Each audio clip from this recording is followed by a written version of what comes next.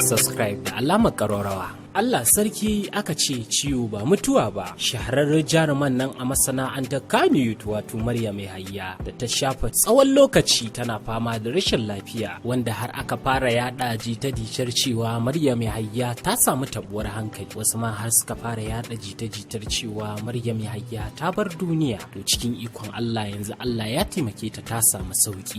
Haka kuma mun samu tabbacin haka ne sakamakon wani posting da muka ga tayi a shafinta da ke Instagram, inda ta yi postin ɗin hotonta ta ce alhamdulillahi, ta ƙara yin wani postin ita da wato ɗan uwanta ta ce alhamdulillahi. Alamu sun tabbatar da cewa wannan rashin lafiya da ta yanzu jikinta ya warware, ta samu sauki. Da fatan 'yan uwa da abokai masoya sai ku taya ta addu'a, ubangiji Allah ya ƙaro mana lafiya ya kuma ita ma ba ta lafiya.